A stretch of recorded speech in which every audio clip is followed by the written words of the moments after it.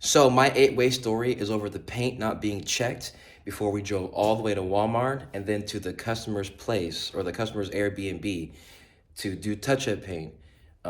So what happened is we had to do some touch-up paints at Pine Street. So I went in there, did my initial check, saw there was a bunch of paint that needed to be painted. Awesome. Holes need to be filled, no problem. Easy peasy. Went to a hall closet and found that they actually did, not everybody does this, but they actually kept the paint inside in an interior closet, away from weather and away from highs or low extreme weather conditions, so cold or hot. Oh, which is good. Most of the time, when you leave paint out, it goes really, really bad after a few years or after a certain amount of time, whatever. Of course, like everything does, everything always eventually expires. So the overproduction in this was that we had too many paint buckets, not this paint bucket, because this is an example, because the customer's there. So at Pine Street, we had too many paint cans that could be used at one time. There was red, orange, green, whatever. They had a bunch of colors there. Awesome. The paint cans looked great. They looked, different kind of colors, whatever. So, but we needed to paint. So the transportation waste was that we didn't check the paint cans before we bought new paint. We didn't check to make sure that the inside paint that was already there on site, that was ready for us to use, that was already being used in the house.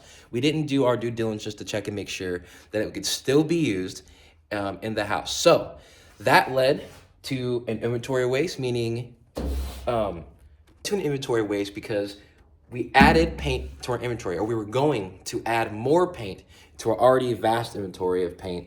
And again, it was specifically for one job, so we only could have used it for that one spot. So we were going to get the tiniest cans possible to do the job, which are these size cans, not those size cans. But, so, that would have been the inventory waste. The defect is that when we got to the place, we realized that, some of this paint might be old. Okay, not a big deal. We got to replace the paint. It's something we have to do very often. But the overprocessing came right then and there. When we picked up the can, we should have opened it up, popped it, mixed it. If it mixed, we're able to use it. If it didn't, we got to get new paint. But we didn't do it there on site. So we ended up overprocessing by loading up all the cans, putting them to the back of the truck, taking them to Walmart where we know the paint was mixed. Waited how long did me and Emma wait? It was like 20 minutes for somebody to come to the paint counter. But we waited for them to come to the paint counter, and they said, hey, man, listen, we can't paint match any of this. It's too old. It was last painted in 2023 or whatever. We can't use it. It's too old. So that was a huge waste of our time and our overprocessing and emotion waste, because we had to load it all up, take it somewhere else, or take it to the cave, take it from the cave to Walmart, take it from Walmart parking lot all the way back to the paint section in a cart, and then unload it there just for a guy to tell us, hey, we can't do anything for you.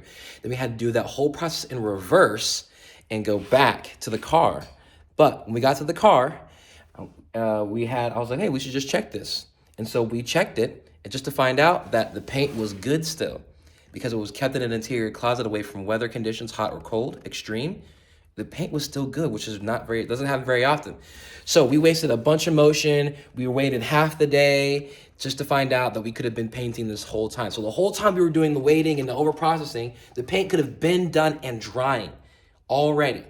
But instead, it happened at the very end of the day because we didn't do our due diligence and simply just check the lid to make sure that it was ready to go. So the customer waited, I waited, Crystal waited, Marty waited, and whoever it was that was gonna go paint, Emma, had to wait for the information that she needed to actually just to start painting. So the wasted employee genius was all the steps that we did in between. The driving, the talking to the Walmart customers, which is always, or talking to the Walmart employees, which is always awesome, and then all the steps in between. If we would have just done our due diligence, thought of the next person, and realized that part of our job is fact checking half the time, we would have saved ourselves a half a day's work and a half a day's travel, gas, money, whatever, and we could have been done with the painting before 2:30 instead of 4:30 like it was on Friday.